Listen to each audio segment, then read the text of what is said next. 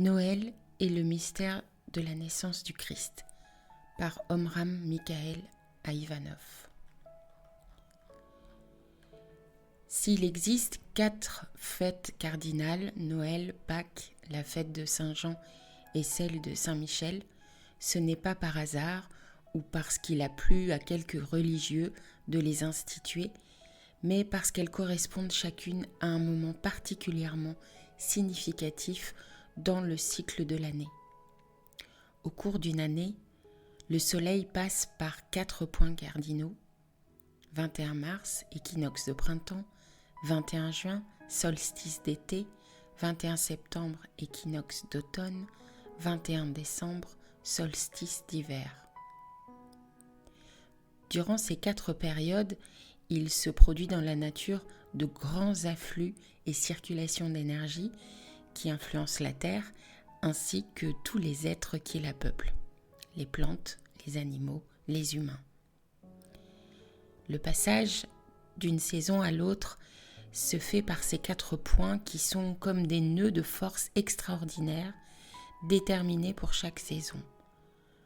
Le déclenchement de ces forces est organisé et réglé par de grands esprits qui ont sous leurs ordres beaucoup d'autres esprits de moindre grandeur chargés de la répartition des énergies à la surface de la planète.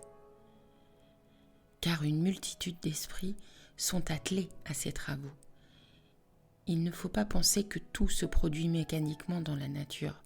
Non, tous les changements sont produits par le travail d'entités qui ont la charge de s'occuper des pierres ou des plantes, ou des animaux, ou des hommes.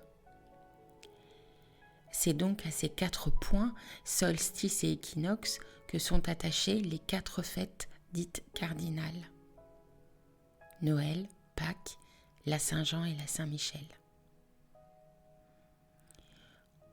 Au solstice d'hiver préside l'archange Gabriel. À l'équinoxe de printemps, l'archange Raphaël. Au solstice d'été, l'archange Uriel. Et à l'équinoxe d'automne, l'archange Michaël. Ces 4 fêtes cardinales ont été instaurées par les initiés afin de rappeler aux humains qu'à ces dates-là, le Soleil déclenche dans l'univers des forces particulièrement puissantes qu'ils ont la possibilité de puiser et d'utiliser pour leur évolution. S'ils sont conscients, attentifs, s'ils se préparent et se mettent en harmonie avec le cosmos pour recevoir ces effluves, de grandes transformations peuvent se produire en eux. Donc, le 21 décembre a lieu le solstice d'hiver auquel préside l'archange Gabriel. Quelques jours après le 25 décembre, c'est la fête de Noël qui célèbre la naissance de Jésus. Et une naissance n'est rien d'autre qu'une descente dans la matière, une condensation, une cristallisation, à l'image de l'hiver où tout s'immobilise et se fige. L'archange Gabriel dirige les forces qui ont la propriété de condenser la matière. C'est pourquoi il préside à la naissance des enfants. Et vous voyez, ce n'est pas par hasard qu'il est mentionné dans les évangiles que cet archange est apparu à Marie pour lui annoncer la naissance de Jésus, et à Zacharie, mari d'Élisabeth, cousine de Marie, pour lui annoncer celle de son fils Jean, qui est devenu plus tard Jean-Baptiste.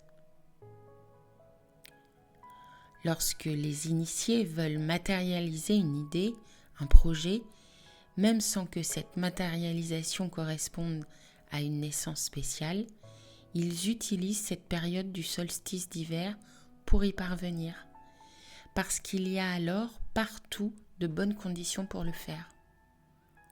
C'est l'heure de la naissance de quelque chose sur la terre. Les autres fêtes ont une autre signification. La Saint-Michel correspond à un détachement, Pâques à une résurrection, la Saint-Jean à un embrasement. Seule la fête de Noël est liée à une réalisation sur la terre. D'après la tradition chrétienne, donc Jésus est né le 25 décembre à minuit. Le 25 décembre, le soleil vient d'entrer dans la constellation du Capricorne. Symboliquement, le Capricorne est lié aux montagnes, aux grottes. Et c'est justement dans l'obscurité d'une grotte que l'enfant Jésus peut naître. Pendant le reste de l'année, la nature et tous les êtres qui la peuplent ont eu une grande activité. Mais à l'approche de l'hiver, beaucoup de travaux s'arrêtent. Les jours diminuent, les nuits s'allongent. L'heure est à la méditation, au recueillement, ce qui permet à l'homme de pénétrer dans les profondeurs de son être et de trouver des conditions pour la naissance de l'enfant. Quand il sort de la constellation du Capricorne, le soleil entre dans celle du Verseau. Et le Verseau, c'est l'eau, c'est le baptême, la vie jaillissante qui crée sans cesse de nouveaux courants. Au sortir du Verseau, le soleil entre dans les Poissons. Et c'est là qu'a lieu cette pêche dont Jésus parlait quand il disait à ses disciples qu'ils seraient des pêcheurs d'hommes. Mais revenons à la naissance de Jésus. Chaque année, le 25 décembre à minuit, la constellation de la Vierge monte à l'horizon.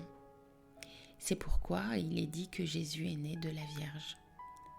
À l'opposé, apparaissent les Poissons et au milieu du ciel, on peut voir la magnifique constellation d'Orion avec au centre l'alignement des 3 étoiles qui, d'après la tradition populaire, représentent les 3 rois mages.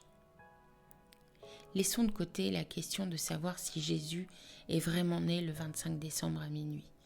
Ce qui nous intéresse, c'est qu'à cette date a lieu dans la nature la naissance du principe christique, de cette lumière et de cette chaleur qui vont tout transformer. À ce moment-là, dans le ciel aussi, on célèbre cette fête. Les anges chantent et tous les saints, les grands maîtres et les initiés sont réunis pour prier, pour rendre gloire à l'Éternel et fêter la naissance du Christ qui naît réellement dans l'univers. Et pendant ce temps, sur la terre, que font les humains ? Beaucoup sont dans les cabarets, les dancing et les boîtes de nuit où ils mangent, boivent et font toutes sortes de folies pour fêter la naissance de Jésus. Et ce qui est le plus extraordinaire, c'est que même les gens les plus intelligents trouvent normal de fêter Noël de cette façon. Au lieu d'être conscient de l'importance d'un événement qui ne se produit qu'une fois par an, quand toute la nature est attentive à préparer la nouvelle vie, l'homme a la tête ailleurs. C'est pourquoi il ne reçoit rien, aucun bienfait, au contraire même, il perd la grâce et l'amour du ciel.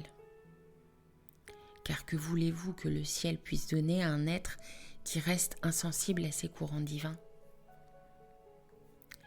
Le disciple, lui, se prépare. Il sait que la nuit de Noël, le Christ naît dans le monde sous forme de lumière, de chaleur et de vie. Et il prépare les conditions convenables pour que cet enfant divin naisse aussi en lui. Il y a 2000 ans, Jésus est né en Palestine. Mais ça, c'est l'aspect historique de Noël. Et c'est l'aspect historique, vous savez, vous savez, pour les initiés, c'est secondaire. Car avant d'être un événement historique, la naissance du Christ est un événement cosmique. C'est la première manifestation de la vie dans la nature, le commencement de tous les jaillissements. Ensuite, cette naissance est un événement mystique, c'est-à-dire que le Christ doit naître dans chaque âme humaine comme principe de lumière et d'amour divin. C'est cela véritablement la naissance du Christ. Tant que l'homme ne possède pas la lumière et l'amour, l'enfant Christ ne naîtra pas en lui. Il peut le fêter, il peut l'attendre, rien ne se produira. Jésus est né il y a 2000 ans. Alors, en souvenir de cet événement, on va à l'église, on chante que Jésus est venu pour nous sauver. Et puisqu'on est sauvé, n'est-ce pas, on peut continuer à boire, à manger, à s'amuser. On est tranquille pour l'éternité. Voilà comment les humains comprennent la naissance de Jésus. Combien de gens pensent qu'il faut travailler, étudier, faire des efforts pour que Jésus naisse intérieurement dans chaque âme, dans chaque esprit. S'il suffisait que Jésus soit né il y a 2000 ans, pourquoi le royaume de Dieu n'est-il pas encore arrivé ? Les guerres, les misères, les maladies, tout cela devrait avoir disparu. Je ne nie pas que la naissance de Jésus ait été un événement historique d'une importance capitale, mais je le répète, cet aspect historique n'est pas l'essentiel.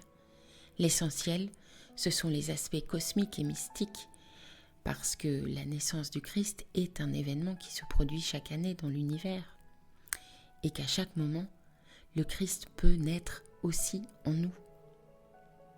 Vous pouvez relire l'histoire de la naissance de Jésus aussi souvent que vous voulez et chanter « Il est né le divin enfant ». Tant que le Christ ne naît pas en vous, cela ne servira à rien. C'est à chacun maintenant d'avoir ce désir de faire naître le Christ dans son âme, pour devenir comme lui, afin que la terre soit peuplée de Christ.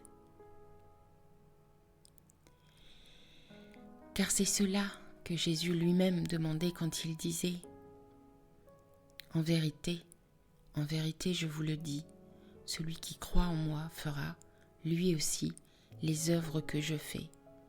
Il en fera même de plus grandes. » Eh bien, où sont ces œuvres-là, plus grandes que celles de Jésus ? Pour quelques-uns, le Christ est déjà né. Pour certains, il naîtra bientôt. Et pour d'autres, malheureusement, il ne naîtra que dans quelques siècles. Tout est dans la préparation des conditions. Voilà pourquoi il est très important de se préparer longtemps à l'avance pour cette fête de Noël afin d'en comprendre toute la signification.